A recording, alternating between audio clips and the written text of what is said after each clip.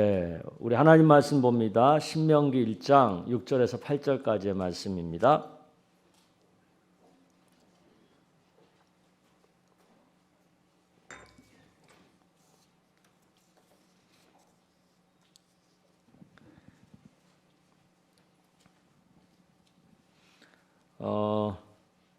신명기 1장 6절에서 8절 우리 같이 한 목소리 읽어볼까요? 시작.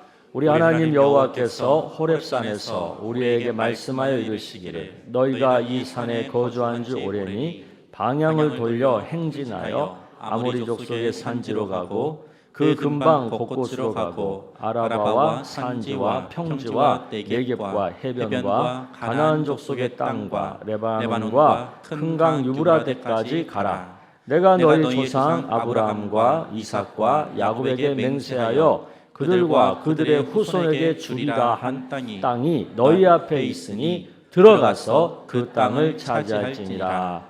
아멘. 우리 다시 한번 읽어볼까요? 그 땅을 차지할지니라. 그 땅을 차지할지니라. 그 땅을 차지할지니라. 그 땅을 차지할지니라. 아멘. 아멘. 자, 설교를 본격적으로 시작하기 전에 한 가지 말씀드릴게요. 오늘 설교는 길다는 것을 말씀드립니다. 원래 이거 되게 여러 긴 말씀을 해야 되는데 그 비전 부흥의 1, 2는 시간이 정해져 있었잖아요. 그래서 말씀을 충분히 못 전했어요. 그래서 오늘 설교는 좀 길게 합니다. 미리 말씀드리니까 각오하시고 오늘 목사님 이렇게 설교 길게 하세요. 그러지 마세요. 그리고 오늘 말씀 끝나고 기도할 때 우리 세대선교본부 어린 우리 아기부터 우리 청소년부까지 강단에서 여러분 안수기도 해드리겠습니다. 첫날이니까 제가 죽으면 죽으리라는 마음으로 간절하게 축복기도 해드리겠습니다. 자, 그리고 또 한 가지는 오늘 메시지는 설교는 기존에 여러분이 듣던 설교가 아니에요. 저도 이런 설교 처음 하는 설교예요.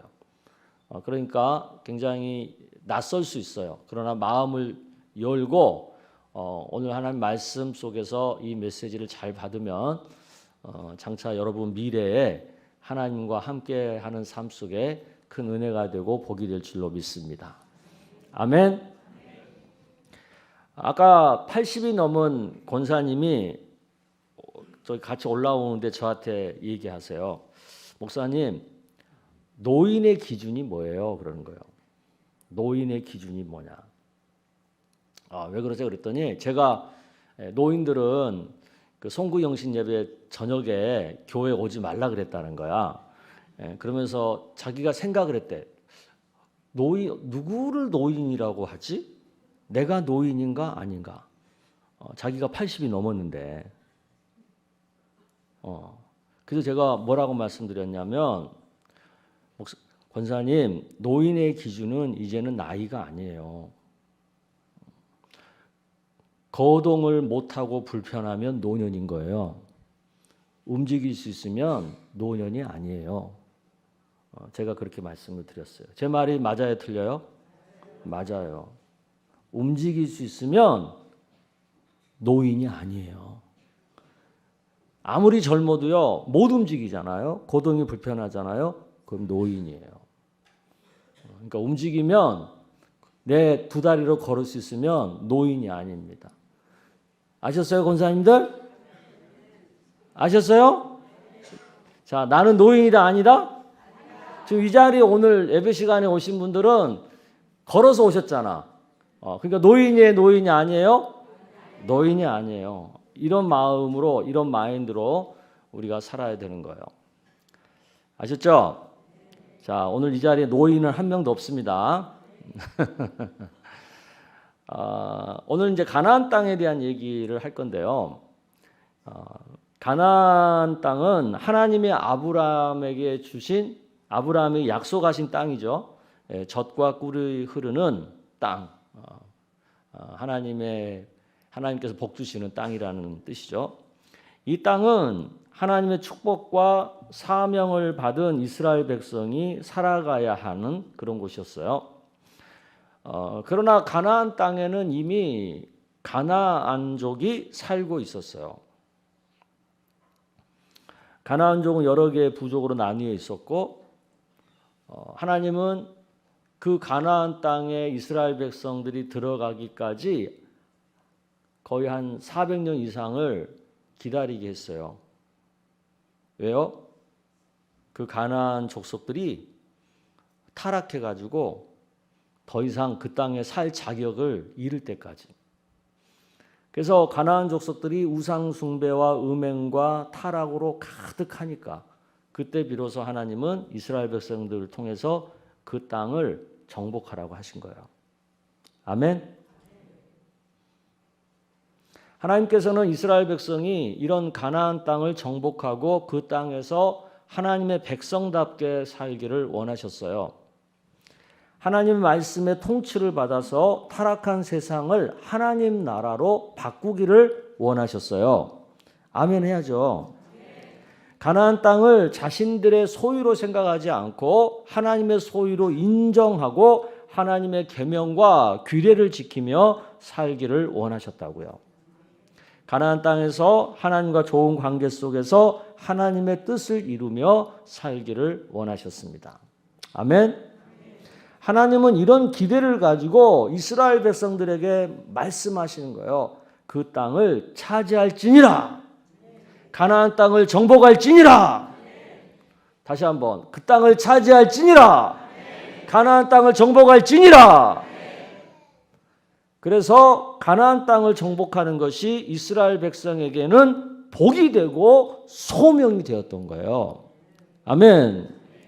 이스라엘 백성의 복과 소명은 오늘날 우리 성도들의 복과 소명이기도 한다는 것을 여러분 믿으시길 바랍니다. 이스라엘 백성들이 정복할 가나안 땅은 무엇이었어요? 이걸 이해를 잘 하셔야 돼요. 이스라엘 백성들이 정복할 가나안 땅은 무엇이었냐는 거예요. 아직 이스라엘 백성들에게는 자기 땅이 있어요, 없어요? 이스라엘 백성들은 애굽에서 400년 넘게 종살이 했어요. 그리고 40년 동안 광야 생활을 떠돌았어요. 자기 땅 눈꽃만큼도 없었어요. 이런 이스라엘 백성에게 가나안 땅을 정복한다는 것은 무슨 의미겠어요? 그것은 두 가지 목적이 있는 거예요. 첫째 목적은 우상 숭배와 죄로 타락한 가나안 땅을 정복하여 거룩한 하나님의 나라를 세우라고 하는 하나님의 뜻을 성취한다는 목적이 있어요. 아멘. 두 번째 목적, 그들이 살 주거지와 그들이 경작할 농경지와 그리고 그들이 가축을 칠 목초지를 얻는 거예요. 더 이상 종이 아닌 자기 기업을 차지하는 것이 또 하나의 목적이었어요. 이것을 한마디로 표현하면 뭐예요? 경제적 자유를 얻는 거예요. 더 이상 고용된 종이 아니라 부를 차지하고 자유롭게 하나님의 뜻대로 부를 사용하는 삶을 사는 거예요. 이것이 가나안 땅을 정복하는 두 번째 목적이에요. 그렇다면 오늘날 우리 성도들에게 정복할 가나안 땅은 뭐겠어요? 지금 우리가 이 시대에 정복할 가나안 땅을 빨리 하면은 뭐가 돼요? 가난이 넘치는 땅, 가나안 땅. 지금 이 시대에 우리가 정복할 가나안 땅은 뭐예요? 부와 돈이에요. 부와 돈. 첫째는 우상처럼 숭배되고 죄와 탐욕으로 더러워진 부와 돈을 우리 성도들이 하나님 말씀의 원리로 정복해서 거룩한 하나님의 나라, 즉 부와 재물을 하나님 뜻대로 사용하는 세상으로 만들어야 되는 거예요. 아멘. 두 번째는 우리 성도들이 기업을 차지하고 경제적 자유를 얻어서 마음껏 하나님의 나라와 사회적 약자를 돌보고 자신도 부유하게 살아야 되는 거예요. 더 이상 누군가에게 고용이 되어서 종노릇하며 살면 안 되는 거예요. 돈 자체는 좋거나 나쁘지 않아요. 돈은 꼭 필요한 거예요. 돈 없이는 살 수 있어요, 없어요? 없어요. 우리는 앞으로 100세 이상을 살아야 돼요. 그러니까 돈이 얼마나 많이 필요합니까? 그러니까 우리는 돈을 많이 벌어야 돼요? 조금만 벌고 말아야 돼요? 많이 벌어야 돼요. 이것은 피할 수 없는 사실이에요.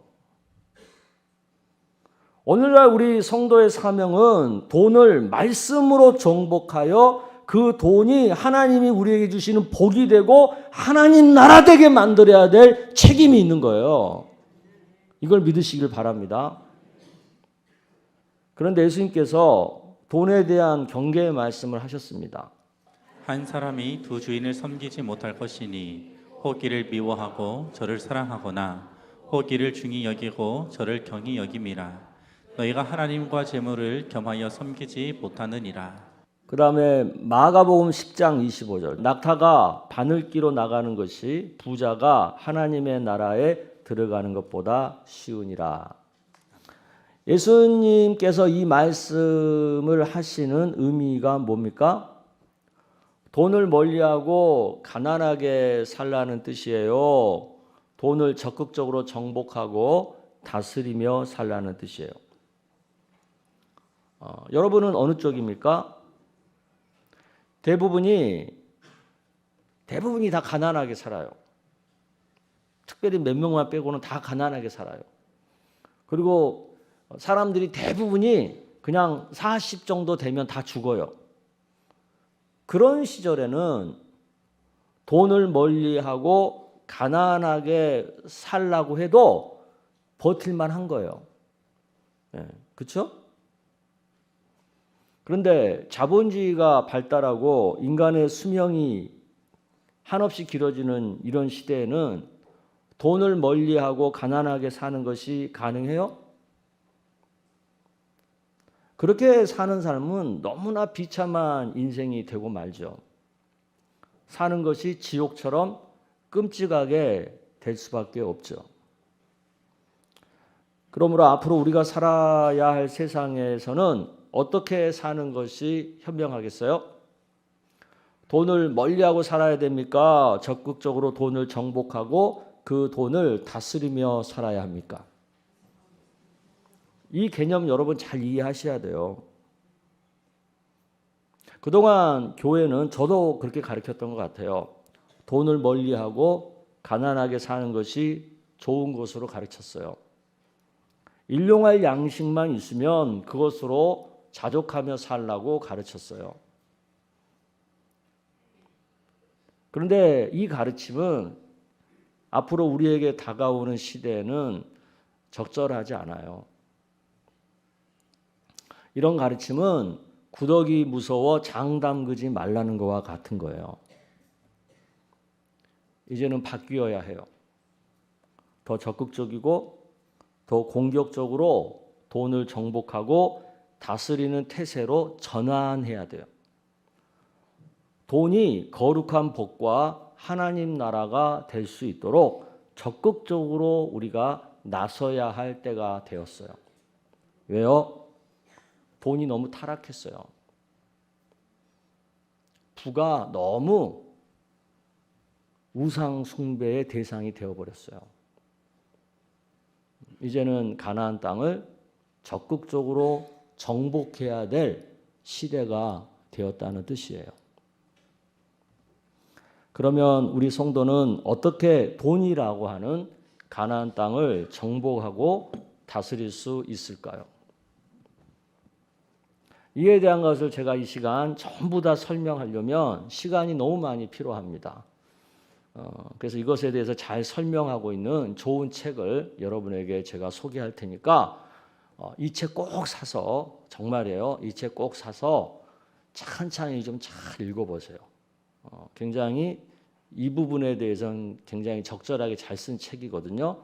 책 제목이 뭐냐면 부의 사명이라고 하는 책이에요. 좀 띄워줄래요? 예, 저 책이에요. 부의 사명. 우리 교단 목사님이 쓰신 책인데 굉장히 잘 쓴 책이에요. 꼭 사서 읽어보시기를 적극 추천합니다. 돈은 양날의 검입니다. 돈을 사랑하고 붙잡으면 악의 뿌리가 되어 우리를 오히려 하나님에게서 멀어지게 만들어요. 돈을 믿고 의지하면 하나님이 가장 싫어하는 우상 숭배에 빠지고 말아요. 이스라엘 백성들이 가나안 땅에 들어가 살면서 끊임없이 그들이 유혹을 받고 넘어진 것이 뭐예요? 돈을 숭배하는 것이었어요. 즉 바알 신과 아세라 신을 숭배하는 거였어요. 그만큼 이 돈을 사랑하고 돈을 숭배하는 것에서 멀어지는 게 굉장히 힘들다는 거예요.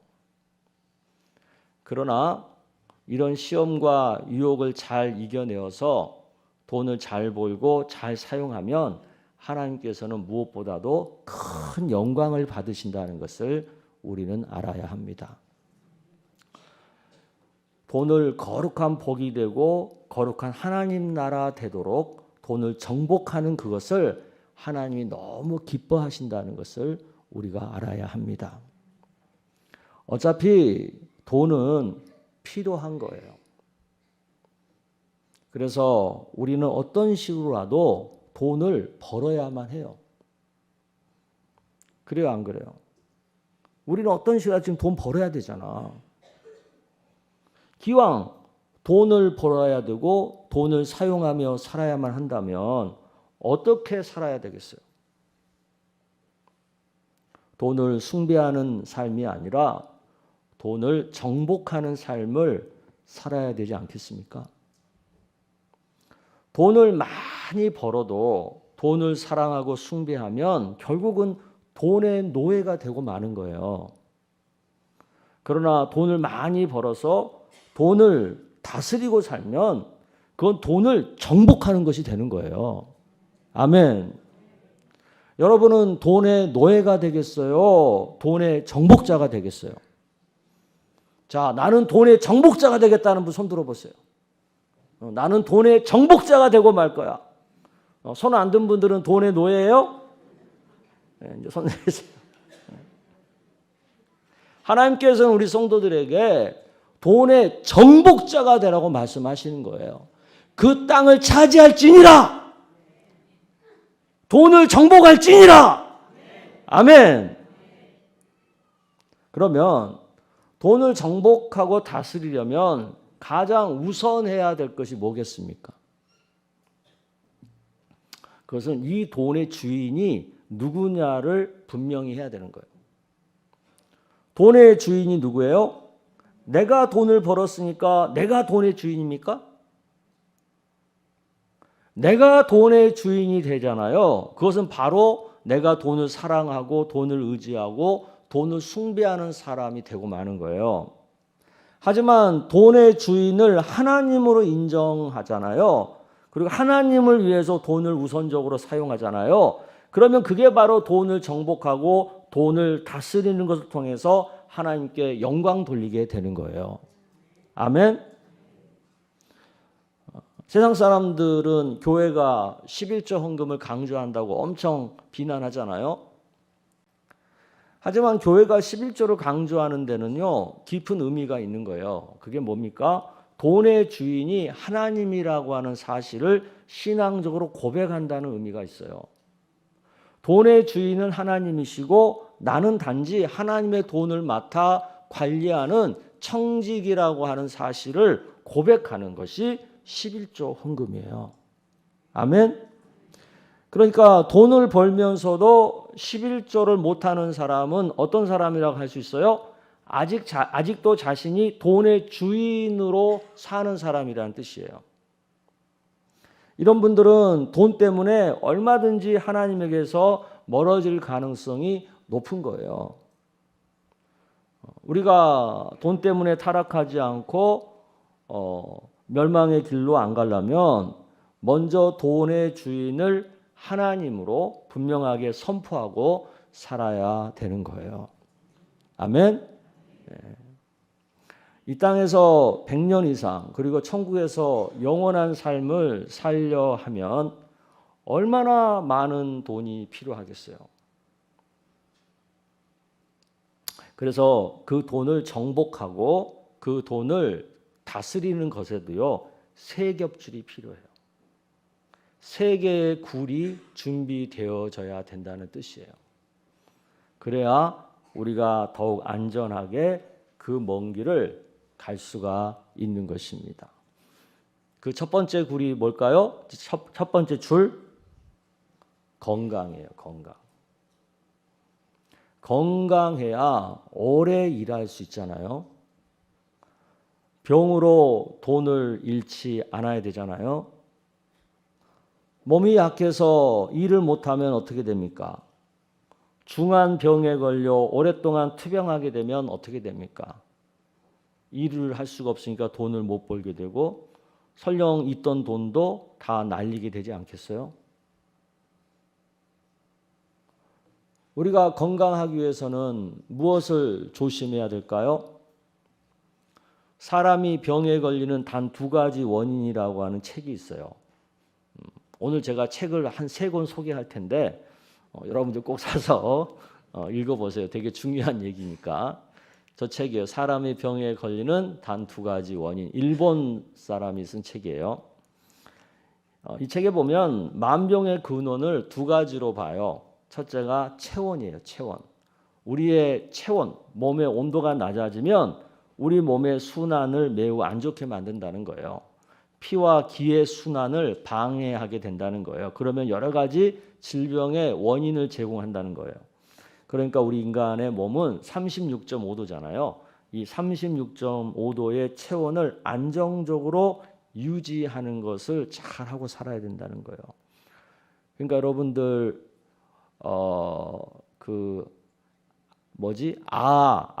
이런 거, 같은 거 너무 많이 먹으면 안 돼. 그리고 우리 여성분들 이 추운 날 미니스커트 즐겨 입으시면 안 돼. 체온 유지를 잘해야 돼요. 두 번째는 스트레스입니다. 스트레스는 우리 몸 안의 산소 포화도를 높여서 저산소 상태를 만드는 주범이라고 그래요. 저체온과 저산소가 상호 작용하게 되면 염증과 통증을 일으키고 암을 발생시키는 주 원인이 된대요. 그러므로 우리가 평소에 몸을 따뜻하게 하고 스트레스를 해소하는 일에 굉장히 노력을 해야 된다는 거예요. 추가적으로 하나 더 말을 한다면 식생활이래요. 규칙적으로 먹어야 되고 그리고 과식하지 말아야 되고 기왕 먹는 거 몸에 좋은 거 골라서 먹고. 자, 우리가 이런 이론은 너무나 잘 알아요. 근데 이 이론대로 되는 거예요, 안 되는 거예요? 이 실천이 안 되는 거예요. 한계가 있잖아요. 그러니까 우리가 병이 생겨요, 안 생겨요? 생겨요. 그러니까 더 중요한 건 뭐냐? 그 병이 중해지지 않도록, 심해지지 않도록 관리하는 거예요. 그게 바로 정기 건강 검진과 지속적인 병원 치료예요. 그러니까 정기 건강 검진 해야 돼요, 안 해야 돼요? 근데 왜 그렇게 안 해? 왜 안 해요? 그러면은 병 걸리면은 어떡하냐 걱정돼서 못 해요. 진짜 바보 아니야? 빨리 발견해서 빨리 고치는 게 더 안전한 거지. 그러니까 정기적인 건강 검진을 해야 돼요, 안 해야 돼요? 해야 돼요. 꼭 하셔야 돼. 그다음 두 번째, 지속적인 병원 치료 해야 돼요, 안 해야 돼요? 해야 돼요. 어저께인가 그 무릎 수술하신 권사님이신데 물리치료 하세요 그랬더니 안 한대. 왜 안 하세요? 그러니까 뭐 어쩌고 저쩌고 그래. 의사가 물리치료 하라 그래요, 안 하라고 그래요. 그러니까 의사가 하라고 그랬대. 근데 본인은 안 해. 왜 안 하냐고. 왜 안 하냐고. 의사가 시키는 대로 해요. 의사의 말은 하나님의 말과 같아. 하나님 말씀과. 왜? 하나님께서 의사를 통해서 내 건강을 치료해 주시는 거잖아요. 그래요, 안 그래요? 그러니까 병원에 가서 의사가 무슨 약 먹으세요? 어떻게 하세요? 그러면 하나님께서 내 병을 고쳐주시려고 하시는 말씀이구나. 이렇게 생각하고 의사의 말대로 잘 따라야 되는 거예요. 아멘? 우리가 설령 병에 걸렸어도요, 이렇게 건강검진 잘하고 병원 치료 잘 하잖아요. 그러면 빨리 안 죽어요. 오래 살아요. 특히 우리나라는 세계에서 가장 좋은 건강보험 시스템을 갖고 있는 나라예요. 우리나라보다 더 좋은 데가 없어요. 이것은 우리나라 사람들한테는 정말 큰 복입니다. 세계 사람들이 부러워하는 거예요, 우리나라를. 이걸 잘 활용해야 될 거 아니에요. 예? 그렇죠? 그러니까 이걸 잘 활용하셔서 건강 유지를 잘 하셔야 돈을 정복할 수 있어요. 아멘. 예, 돈을 정복하려면 건강해야 돼. 예. 두 번째 세겹절 중에서 두 번째 줄은 자기 개발이에요. 자기 개발. 100세 이상을 사는 세상에 앞으로 이제 100세 이상을 살아야 되는 세상이 온다 그러잖아요. 그러면 저를 기준으로 해서 제 나이보다 밑에, 제 나이 밑에 분들은 어떤 생각을 하셔야 되냐면 앞으로 적어도 내가 90살까지는 일을 해야 된다. 몇 살? 90살. 저를 기준으로 해서 아래. 위는 아니고 아래. 제 위는 80살. 제 아래는 90살 이상.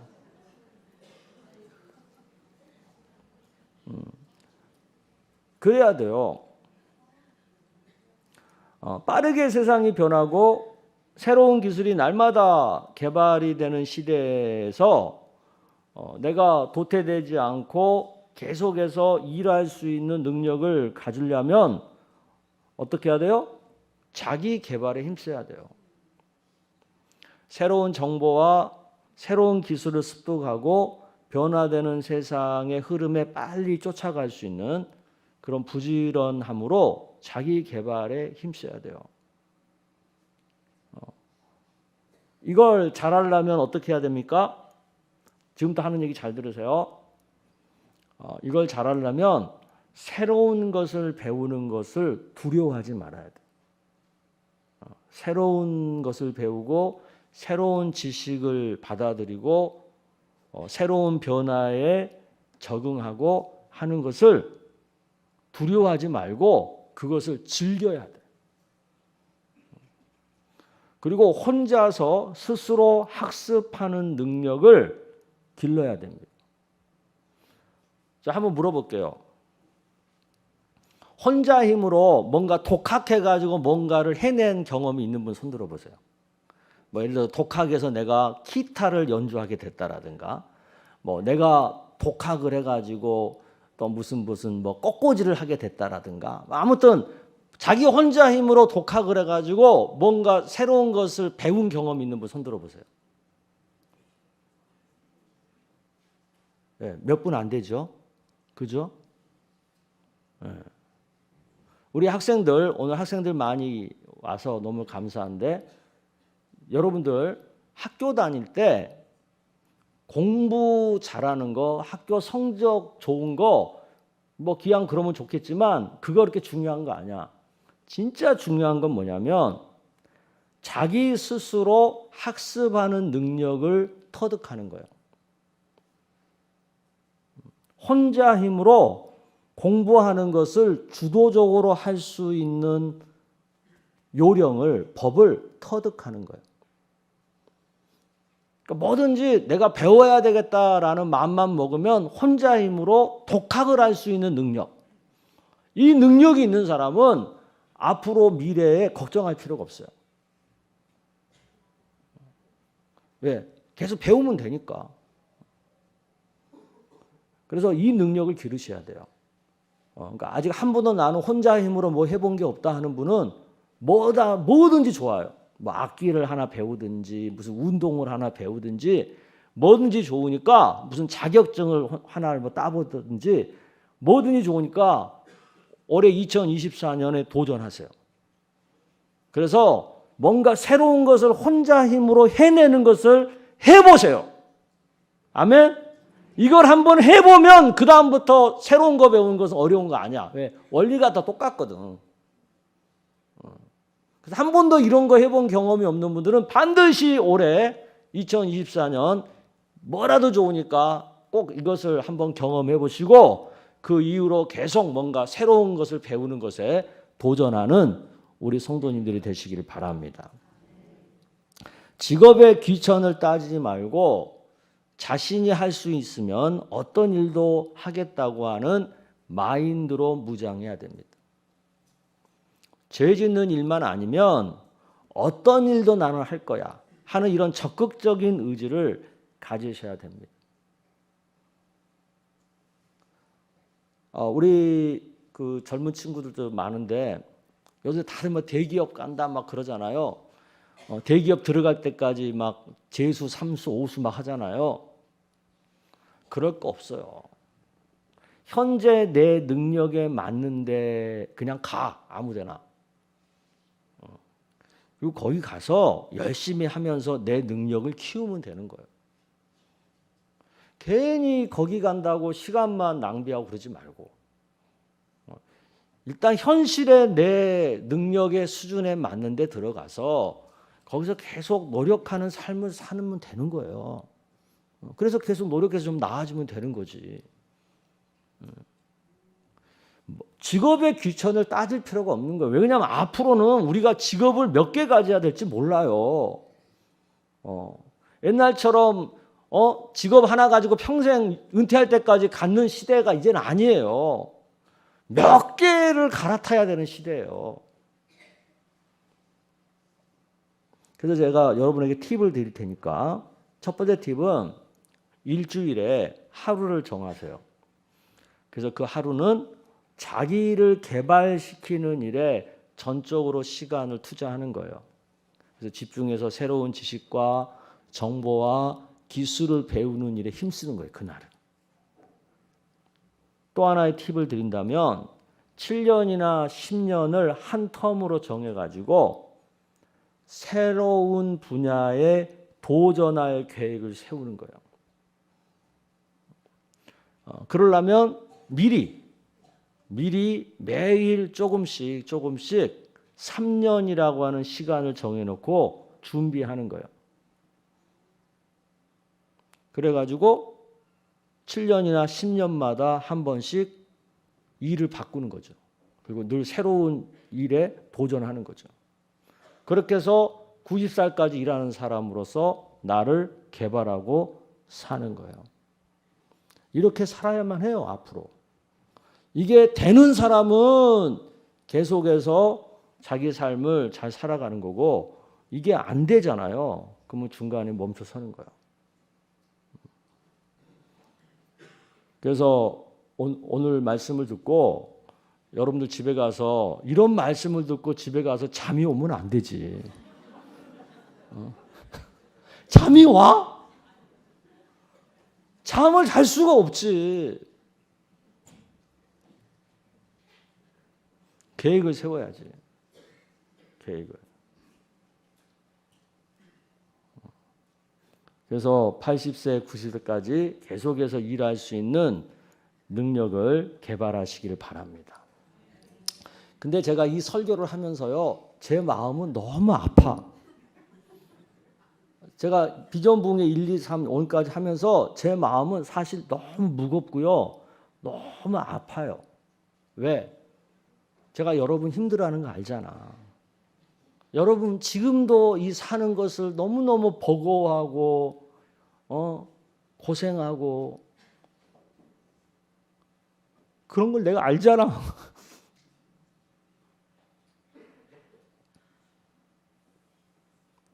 정말 제가 너무 잘 알잖아요.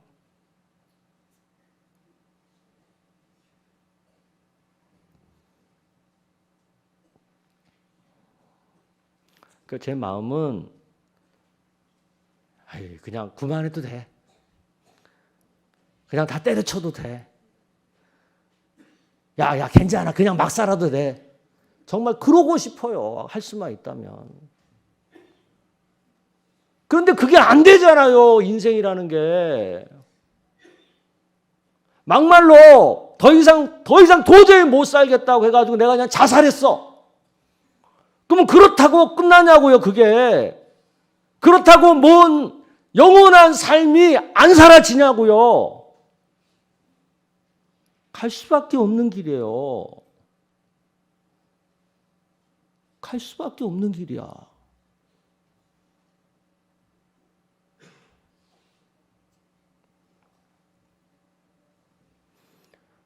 그래서 정말 저는 너무 마음이 아프고 안타깝고 무겁지만 갈 수밖에 없는 길이기 때문에 여러분에게 제가 정말 간곡하게 지금 말씀을 전하는 거예요.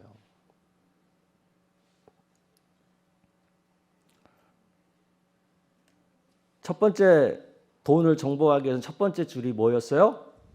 건강. 두 번째 자기 개발. 오늘 말씀 듣고 가서 잠 퍼자면 안 돼. 잠을 잘 수가 없어. 그 다음에 마지막 세 번째 줄. 이 세 번째 줄이 아마 교회에서는 제가 우리 교회에서 처음 하는 설교일 것 같고 교회에서는 일반적으로 듣기 어려운 설교예요. 근데 제가 이 설교를 하기 전에 저라는 사람이 여러분에게 신뢰를 얻기 위해서 잠깐 제 얘기를 할게요. 제가 통성교회 담임 목사가 처음 됐을 때 우리 교회 경제적인 상황은 어땠냐면요. 제 사택에 전세금을 줄 수 없어서 제가 1,000만 원인가 2,000만 원인가를 내고 전세 들어갔어요. 제 개인적인 돈으로.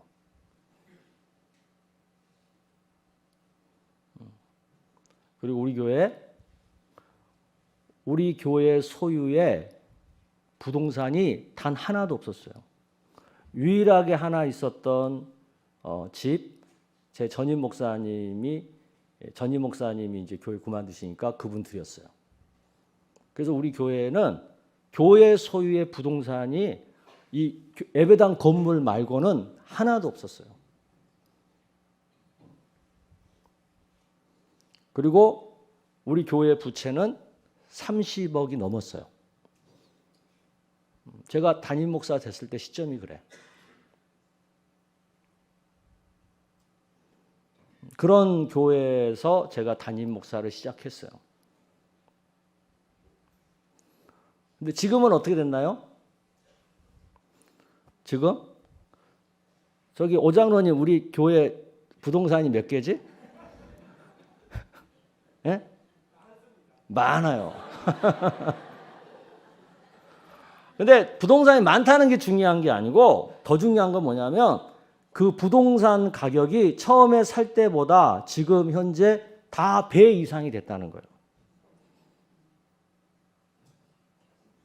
그리고 우리 교회 부채도 처음에 있을 때보다 이제 반 정도 줄었다는 거예요. 자, 그러면 제가 그러면 지난 20년 동안 목회를 하면서 제가 여러분 굶긴 적 있어요? 예? 선교 못 했어요? 다 했어요. 맨날 교인들 떡도 주고 뭐도 주고 그러면서 다 목회하면서 여기까지 왔어요.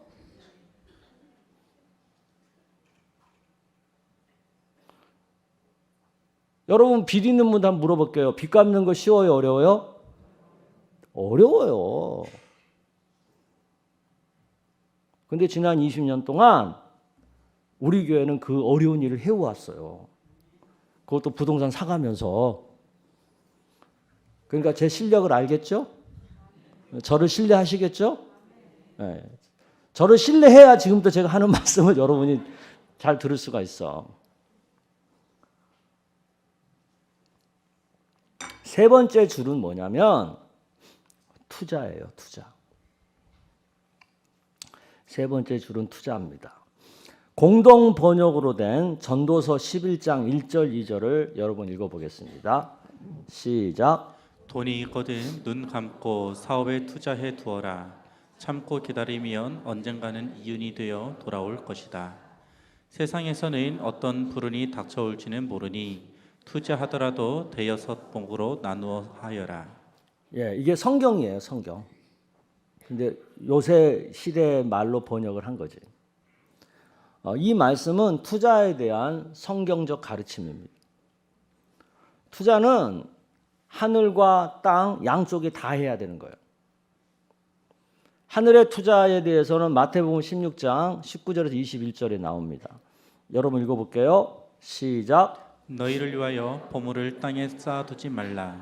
거기는 좀과 동록이 해하며 도둑이 구멍을 뚫고 도둑질하느니라. 오직 너희를 위하여 보물을 하늘에 쌓아두라. 거기는 좀이나 동록이 해하지 못하며 도둑이 구멍을 뚫지도 못하고 도둑질도 못하느니라. 내 보물이 있는 그곳에는 내 마음도 있느니라. 하늘 창고에 재물을 쌓는다는 건 뭐예요? 그것은 하나님과 사회적 약자를 위해서 재물을 사용한다는 뜻이에요. 헌금과 구제에 재물을 사용하는 것이 곧 하늘에 투자하는 거라는 거예요. 이것은 두 가지 측면에서 재테크가 됩니다. 첫째는 우리가 그렇게 살잖아요. 그럼 하나님께서 이 땅에 사는 동안 다른 곳으로 우리를 도와주시고 채워주세요. 그래서 재테크예요. 또 두 번째는요. 나중에 우리가 천국 가면 하나님께서 그 모든 것을 나의 상급으로 돌려주세요. 그래서 두 번째가 재테크가 되는 거예요. 아멘? 그러니까 하늘에 쌓는 게 절대 그냥 없어지는 게 아니야. 다 나중에 여러 가지로 우리가 돌려받는 거예요. 이윤으로 돌아와요. 이윤으로. 아멘. 그다음 두 번째 이제 땅에 투자해야 되는 거. 오늘 이제 이것을 많이 얘기를 해야 되는데, 자, 땅에 투자를 해야 되는, 그러니까 이 세상에서 우리가 투자해야 되는 목적에 대해서 생각해 보자고요. 왜 우리가 투자를 해야 돼요? 자, 왜 우리가 투자를 해야 돼요?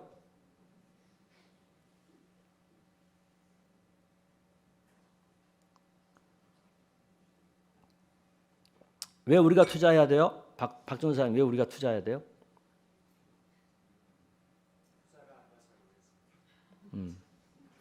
저 박 전사님 아직 젊잖아요. 40대죠?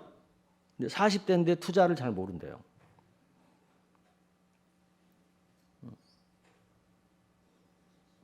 김지호, 왜 투자를 해야 돼요?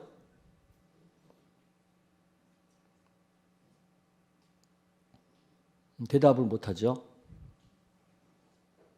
자, 왜 투자를 해야 되는지 아는 분? 우리 학생 중에 아는 분 있어요? 왜 투자를 해야 돼요?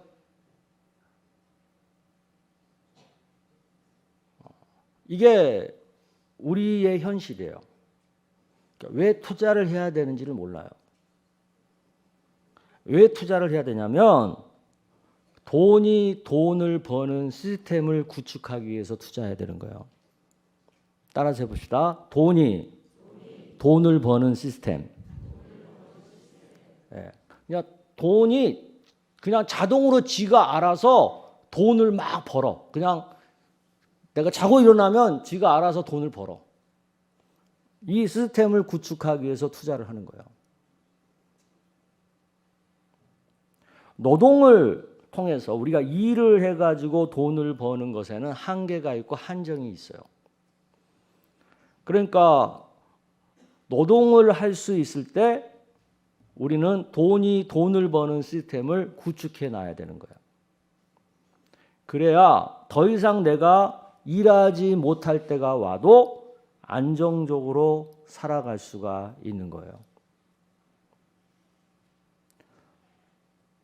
투자에 3요소가 있죠. 먼저 잉여돈, 여윳돈을 만들어야 돼요. 여윳돈이라는 건 뭐예요? 이 돈이 없어도 내 삶에 아무 지장을 안 주는 돈을 말해요. 그러니까 투자를 하려면 첫째 여윳돈이 있어야 돼. 여윳돈을 만들어야 돼. 그리고 두 번째는 투자는요 반드시 이윤을 남겨야 되는 거예요. 손해 보면 안 돼. 마이너스 나면 안 돼. 반드시 이윤을 남겨야 돼. 그다음에 세 번째는 투자에서 중요한 것은 리스크를 줄이는 거예요. 리스크를 해지하는 거예요. 그러기 위해서는 두 가지가 중요해요. 분산 투자와 장기 투자.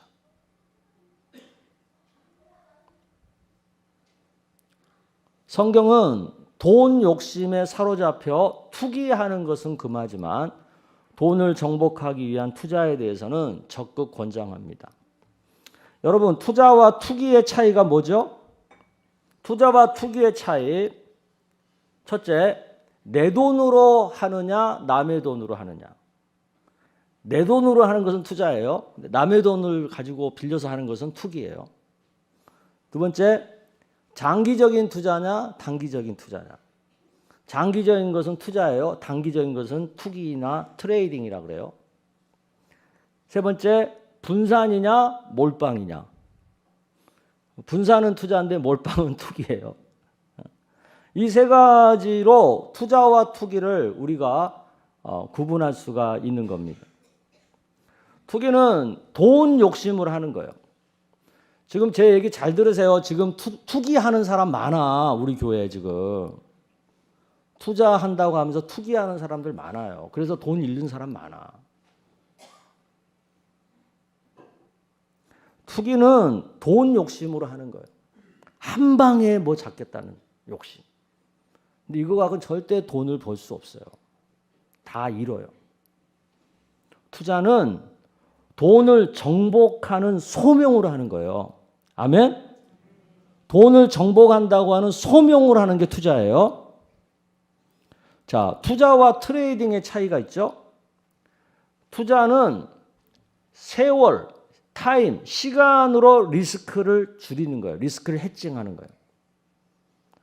트레이딩은 순간 타이밍으로 리스크를 해칭하는 거예요. 타이밍. 그러니까 투자는 타임이고 트레이딩은 타이밍이에요. 근데 트레이딩은 이건 전문가의 영역이에요. 우리 평범한 사람들은 트레이딩 못해요. 그거 가지고 돈 벌기 어려워요. 근데 사람들이 다 트레이딩을 하니까 주식에서 망한다는 소리가 나오고 주식에서 돈 잃었다는 소리가 나오고 그러니까 주식하면 망한다. 주식에서는 안 된다. 이런 얘기를 하는 거예요. 그러니까 우리는 트레이딩을 하거나 투기를 해서는 안 되고 뭘 해야 되는 거예요? 네, 투자를 해야 돼요. 투자의 첫 단계는 투자할 여윳돈을 마련하는 겁니다. 근데 흙수저로 태어난 사람이 어떻게 여윳돈을 마련할 수 있어요? 방법 하나밖에 없어요. 현재 내 능력에 맞는 일자리를 찾아서 일을 악물고 열심히 일하고 정말 근검전략해서 예금을 해가지고 적금을 들어가지고 어느 정도 목돈을 마련하는 거예요. 내가 누구한테 부모한테 물려받은 거 없고 가난하게 태어났는데 어떡하겠어요? 그리고 내가 집이 가난하다 보니까 제대로 학교도 못 다니고 배운 것도 없는데 어떡하겠어요? 방법 하나밖에 없어요. 내가 현재 할 수 있는 일거리에서 죽으라고 일하고 최대한 근건 전략에서 목돈 마련하는 거야. 그게 첫 단계예요. 그러면서 돈만 모으면 안 돼요. 금융 공부를 해야죠. 투자 공부를 해야죠. 그리고 부모가 여유가 있으면 부모님들 잘 들으세요. 지금부터 제가 하는 얘기. 부모가 좀 경제적 여유가 있으면 지금부터 자녀가 어렸을 때부터 자녀에게 투자 시드머니를 주는 거예요. 이것을 아주 잘하는 민족이 유대인입니다. 유대인들은 아이가 젖대는 날이 되잖아요. 그러면 온 친지가 모여요. 근데 이 친지가 모일 때 그 아이한테 다른 거 주지 않고 돈을 줘요. 조금씩 돈을. 그러면 그 부모는 그 돈을 모아가지고 투자를 해둬요. 언제까지? 이 아이가 자라서 성인이 될 때까지. 그리고 부모는 이 아이가 성인이 될 때까지 자라는 동안 두 가지를 철저하게 교육시킵니다. 그 첫째가 신앙, 하나님 믿는 신앙에 대해서, 둘째가 투자에 대해서. 이 두 가지를 철저하게 교육시켜요. 성인이 될 때까지. 그래서 성인이 되잖아요. 그러면 성년식을 해주면서 그때 젖될 때 받은 돈 가지고 투자해놨던 돈 있잖아요. 그 돈을 이 성인이 된 아이한테 건네주면서 이제는 네 혼자 힘으로 투자해봐라 그렇게 줘요. 유대인의 이런 교육 시스템이 오늘날 유대인들이 세계의 부를 정복하게 만든 거예요. 그러니까 우리들도 우리 자녀들에게 신앙과 투자를 가르칠 수 있어야 돼요. 어렸을 때부터. 그러니까 뭐 존 리인가 뭔가 하는 그 사람이 그 얘기하는 거 있잖아요. 괜히 애들 공부도 못하는 애 학원 보낸다고 과외 시킨다고 쓸데없는 돈 들이지 말고 차라리 그 돈 가지고 걔 아이 이름으로 계좌 만들어서 주식 투자해 줘라 그러잖아요. 그게 훨씬 나중에 낫다고. 저도 나중에 우리 교회가 기회가 되면 우리 자녀들을 대상으로 이 금융 교육을 좀 시켜주려고 그래요. 우리 부모님들이 시켜줄 능력이 안 되니까 그 기회가 올지는 잘 모르겠어요. 그다음 두 번째 단계는 잘 들으세요. 근데 여러분 지금 내가 표정을 보니까 별로 돈 버는 거에 관심 없는 것 같아.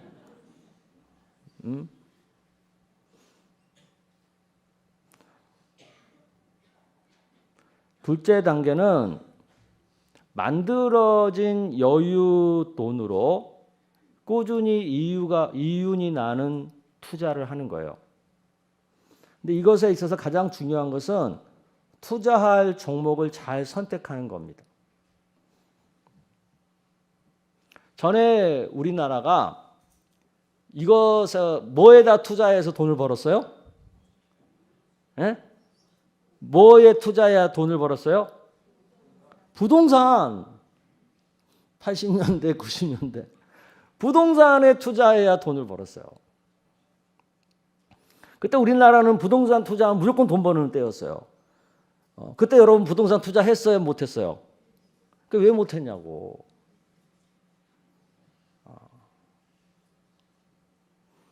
왜 못했어요? 돈이 없었잖아. 목돈을 못 마련했잖아요. 목돈을 못 마련했잖아요. 왜냐하면 부동산 투자의 약점은 목돈이 있어야 돼요. 근데 목돈이 없다 보니까 투자를 못한 거거든요. 그런데 이제 우리나라가 이제 부동산 말고도 안정적으로 투자를 할 수 있는 금융 시스템이 많이 발전되었어요. 그래서 나름 투자하기 좋은 시대가 된 거예요. 그래서 국가에서도 국민이 투자를 잘해서 노후를 대비하고 부를 쌓아갈 수 있도록 좋은 투자 시스템을 제공하고 있어요. 그리고 또 우리나라 주식시장이 열려서 세계에서 가장 안정적인 미국 주식에 직접 투자할 수 있게 되었어요. 또 ETF라고 하는 펀드가 만들어져서 훨씬 쉽게 안정적으로 분산 투자할 수 있는 시대가 되었어요. 또 무엇보다도 국가가 파격적인 세제 혜택을 주는 계좌를 제공하고 있어요.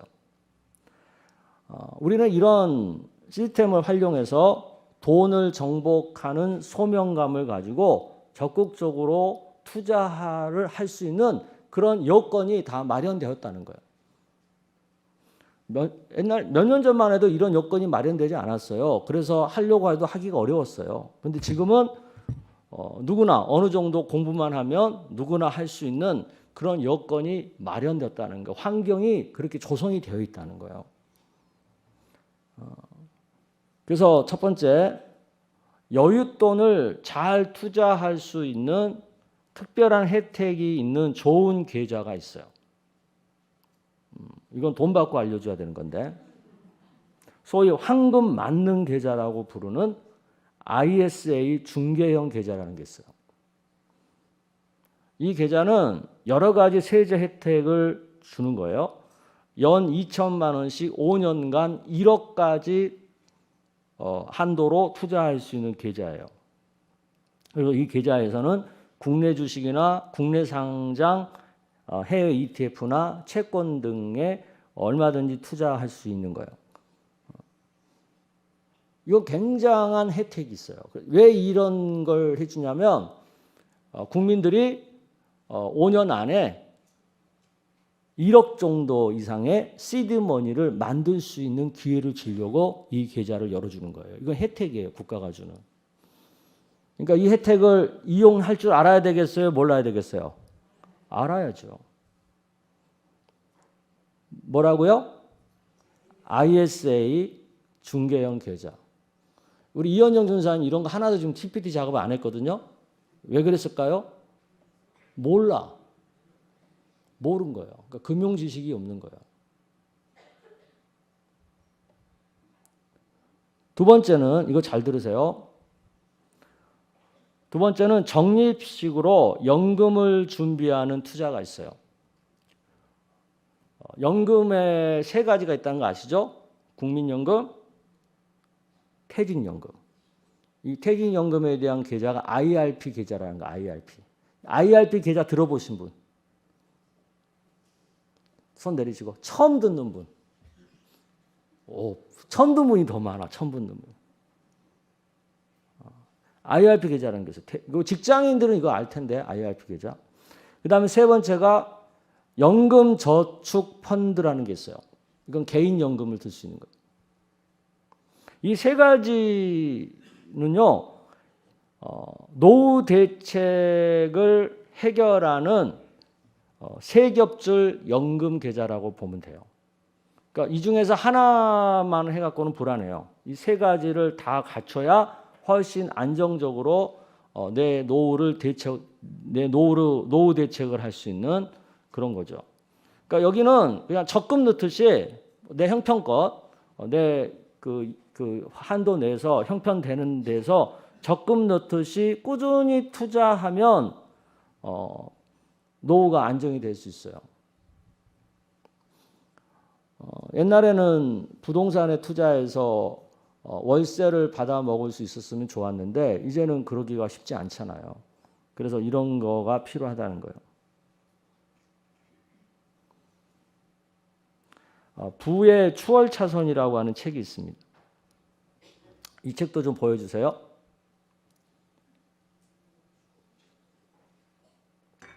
예, 이 책을 여러분 꼭 사서 읽어보세요. 부의 추월차선. 이 책을 읽어보면 내가 왜 부자가 될 수 없는지, 그리고 왜 내가 지금까지 부자가 못 되고 이 모양 이 꼴로 살고 있는지 그것을 스스로 파악할 수 있는 그런 좋은 책입니다. 그러니까 꼭 읽어보시기를 부탁을 드리고, 이 책에 보면 세 가지 종류의 투자법을 얘기합니다. 첫째는 은행에 예금하는 투자법을 말해요. 그러니까 은행에다가 예금하고 적금하는 걸 말해요. 근데 이 방법만으로는 가난을 면할 수 없다고 말해요. 왜냐하면 은행 이자는 인플레를 못 따라가기 때문에. 그러니까 은행에다가 돈을 적금하잖아요. 그러면 가난해질 수밖에 없어요. 왜? 인플레를 못 쫓아가니까, 이자가.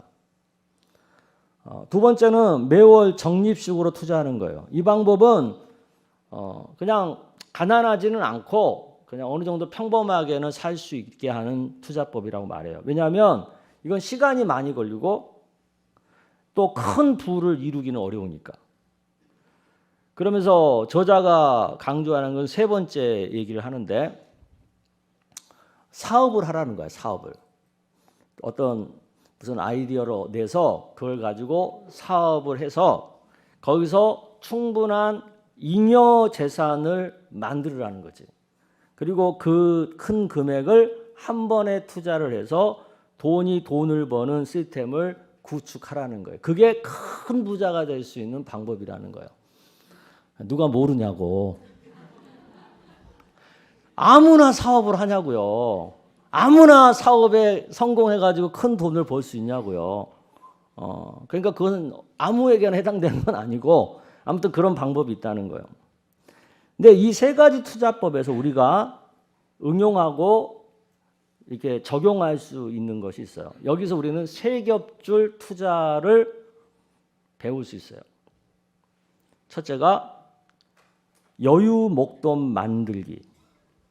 그것은 처음에 열심히 일하고 전략해서 예금으로 여유 목돈을 만드는 것. 그게 첫 번째 투자, 한 겹줄. 두 번째는 연금을 매월 적립식으로 투자를 해서 내 은퇴와 노후를 대비하는 투자. 이거 연금에 해당이 되는 연금 투자에. 그리고 세 번째가 목돈 투자인데 열심히 전략하고 일해가지고 여유 목돈을 만들었잖아요. 그러면 그 여유 목돈을 장기적으로 투자해서 꾸준히 돈을 벌게 하는 시스템을 구축하는 거예요. 근데 제가 이렇게 얘기하면 여러분들이 이해가 안 돼. 그래서 제가 예를 들어볼게. 자, 근검 전략해가지고 예금해가지고 뭐 3천만 원을 여유 목돈을 만들었다고 해봅시다. 자, 3천만 원을 만들 수 있어요, 없어요? 사람마다 달라. 근데 아무튼 3천만 원을 만들었다고 합시다. 근데 이것을 연평균 10% 정도 수익이 나는 ETF 상품에다가 30년을 투자했어요. 그러면 이 3천만 원이 3년 후에 얼마가 될까요? 계산을 해보면 복리 계산기에다가 때려가지고 계산을 해보면 5억 2천만 원이 됩니다. 3천만 원이 30년 후에 5억 2천만 원이 되는 거예요. 그러면 이번에는 이 3천만 원에다가 매월 30만 원씩을 추가로 해가지고 30년을 똑같은 종목에다가 투자를 했어요. 그렇게 되면은 얼마가 될까요? 11억 원이 됩니다. 그리고 이렇게 만들어진 11억 원을 일원에서 매년 그 투자 상품에다 그냥 그대로 투자하면서 거기서 매년 4%만 팔아가지고 인출해서 쓰는 거예요. 그렇게 쓰면서 매년 4% 인출해 쓰면서 또 30년을 투자해요. 그럼 어떤 일이 생길까요? 연 4,400만 원씩을 계속 찾아 쓰고 있는데도 그것이 20억 원으로 오히려 자산이 배로 불어납니다. 이게 바로 돈을 버는 시스템이라는 거예요. 이 시스템이 구축이 되면 우리는 경제적 자유를 얻게 되는 거예요. 더 이상 누군가에게 고용된 삶을 살지 않아도 되는 거예요. 여유로워진 돈으로 하나님과 사회적 약자를 위하고 자신이 하고 싶은 일을 하면서 살 수가 있는 거예요. 그리고 이렇게 살다가 하늘나라에 갈 때가 되면 어떻게 하면 돼요? 일부는 교회와 사회단체에 기부하고. 왜? 그거 자식한테 다 주려고 해봤자 반 이상 다 세금 납부해야 해. 그러니까 그럴 바에야 교회와 사회단체에다 기부하고 일부는 또 후손들에게 시드머니로 상속을 해주고. 그러면 하늘과 땅에서 돈을 계속 벌어서 큰 부를 이루는 시스템이 구축이 되는 겁니다. 이렇게 해야 신앙과 부를 모두 가진 신앙의 명문가를 이루게 되는 거예요. 진정한 부의 시스템은 하늘과 땅 모두에서 작동하도록 구축하는 거예요. 내 당대로 끝나지 않고 자자손손 대대로 계속 이어지는 시스템을 구축하는 거예요. 이것이 바로 성경이 말하는 돈을 정복하고 다스리는 것이라는 것을 여러분들이 좀 이해를 하셨으면 좋겠습니다. 자, 그러면 이제 여러분 머릿속이 복잡해. 도대체 뭔 소리 하는 거예요?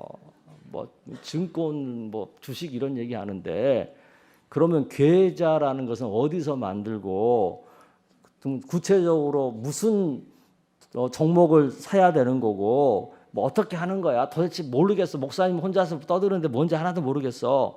그러시죠? 그렇죠? 그럼 어떻게 해야 돼요? 유튜브에 들어가면 다 가르쳐줘요.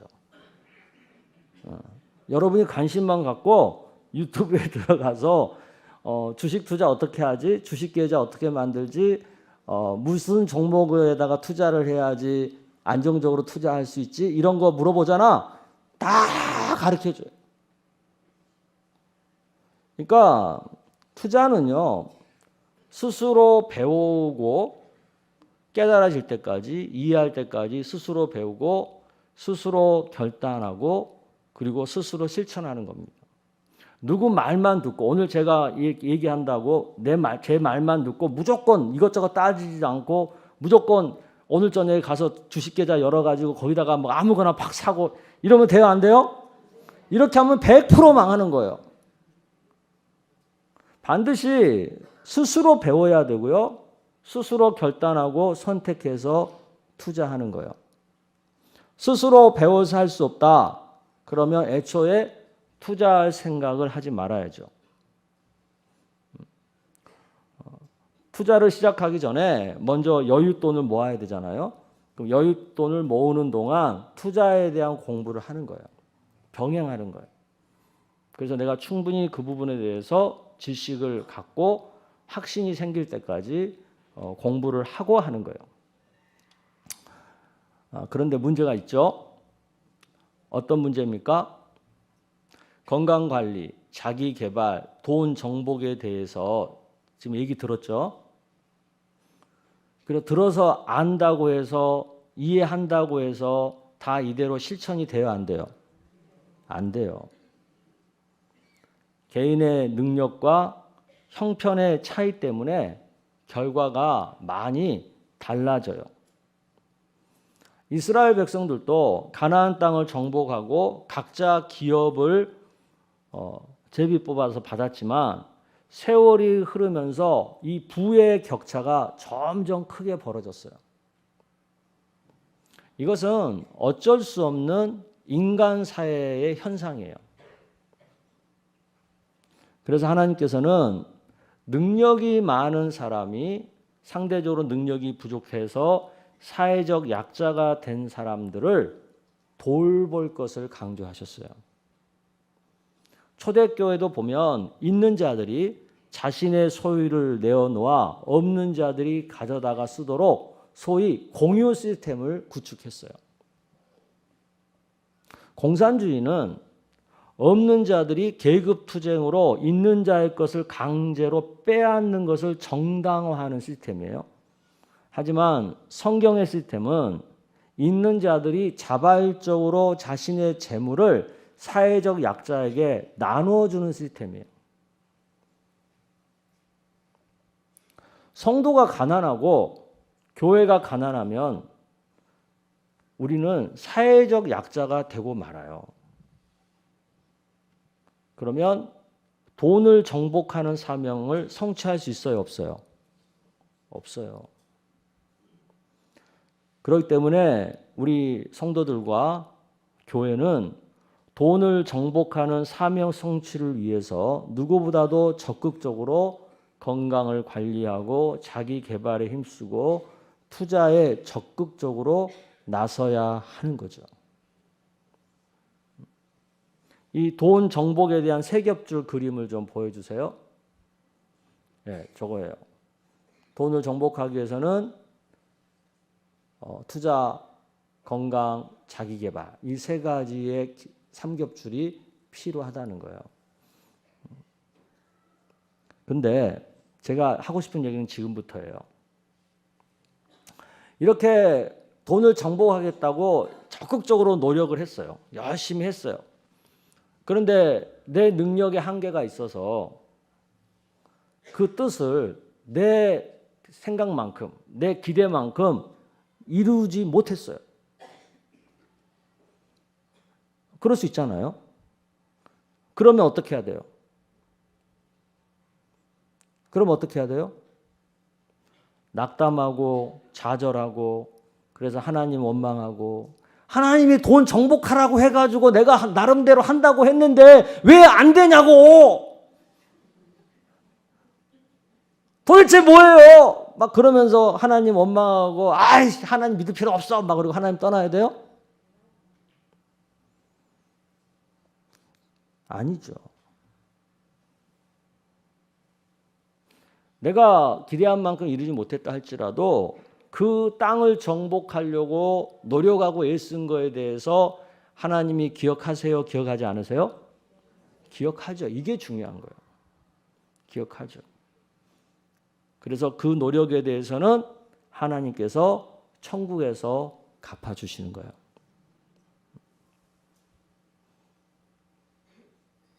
그러므로 우리는 끝까지 하나님을 의지하는 믿음과 천국을 소망하는 믿음을 가지고 이 돈을 정복하는 삶을 계속 살아야 돼요? 말아야 돼요?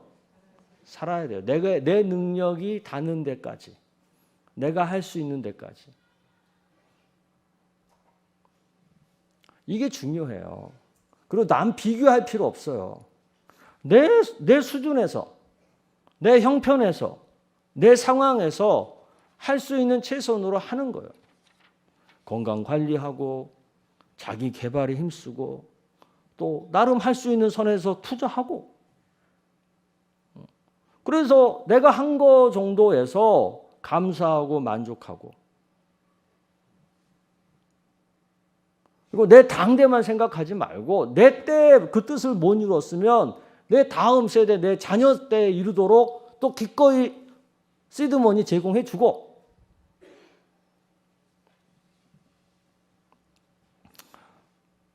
그런데 열심히 살았는데도 불구하고 망할 수 있어요, 없어요?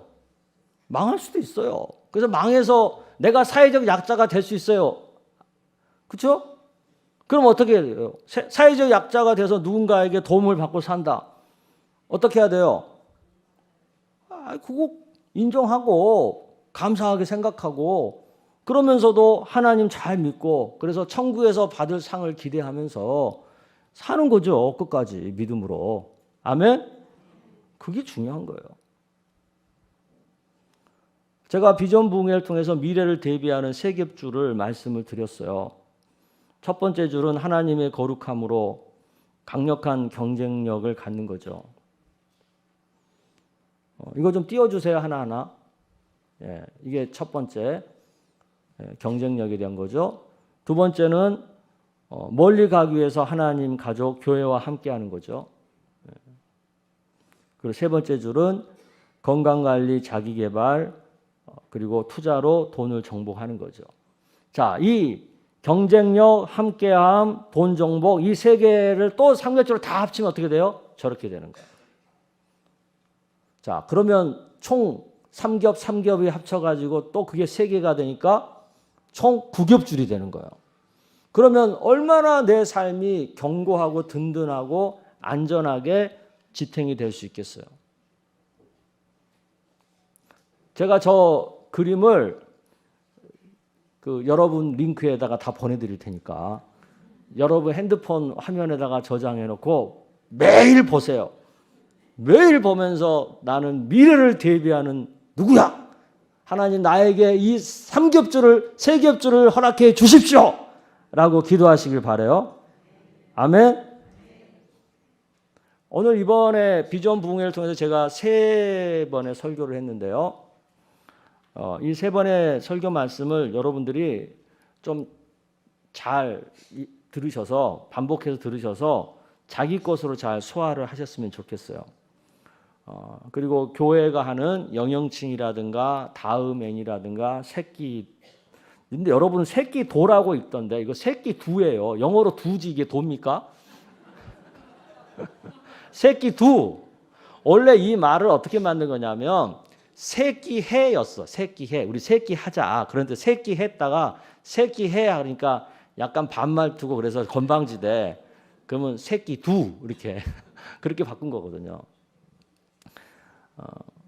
제가 왜 새끼두를 생각했냐면 여러분이랑 밥 먹으면서 어떤 주제 한정 없이 우리 성도님들의 삶에 대해서 충분히 대화를 나누고 그것에 대해서 신앙적으로 또 세상적으로 여러 가지 면에서 어떻게 함께할 것인가, 어떻게 풀어갈 것인가를 같이 고민하고 같이 기도하고 또 제가 목사니까 또 그것을 성경적으로 또 제가 잘 설명해드리고 하는 그런 시간을 가지려고 새끼두를 준비한 거거든요. 그리고 오늘 이 뭐 여러 가지 제가 그 경쟁력이라든가 함께함이라든가 또 돈 정복이라든가 이런 걸 말씀드렸잖아요. 그런 거에 대해서 여러분들이 궁금하고 뭐 이해가 안 되고 그런 거 있으면 또 이 시간을 이용해서 물어보면 또 제가 잘 답변을 해드리고 그런 시간을 가지려고 준비한 거예요. 그러니까 여러분들이 이 새끼두에 제가 이제 광고를 할 거예요. 제가 1월 달에 안식월이거든요. 그래서 안식월 끝나고 광고를 할 테니까 그때 신청들 좀 하세요. 신청들을 하면 조편성해서 새끼두를 하도록 하겠습니다. 이런 모든 것들이 결국은 뭐예요? 성도들의 미래를 대비시키기 위한 교회가 우리 성도들에게 제공하는 좋은 혜택들이죠. 영적인. 여러분들께서 적극적으로 참여하시면 큰 유익이 될 줄로 믿습니다.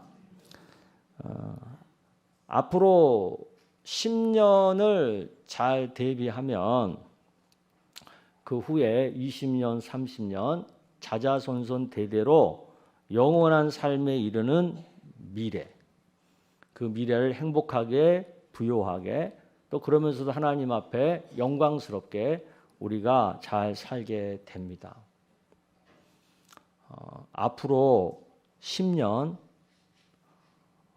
우리가 신앙의 명문가를 이룰 어떤 기반을 닦는 데 있어서 너무나도 좋은 기회입니다. 이 기회를 소홀히 여기잖아요. 그리고 오늘 제가 이번에 여러분에게 말씀드린 그 새 겹주를 여러분들이 잘 대비하지 않잖아요. 그러면 미래가 어떻게 될지 모르겠어요. 저마다 차이가 나겠지만 그래도 뭔가 결단을 하고 기도하고 그러면서 이 새 겹주를 준비하려고 최선을 다하면 그래도 우리의 미래가 훨씬 안정이 되고 훨씬 믿음의 삶을 살면서도 세상에서도 돈을 정복하고 좀 더 부요한 삶을 살게 될 줄로 믿습니다. 다시 한번 말씀드리는데 그냥 돈 번다는 게 중요하지 않아요. 그 돈을 정복한다는 게 중요해요. 지금 돈이 얼마나 타락했습니까? 얼마나 많은 사람이 돈을 숭배하고 삽니까?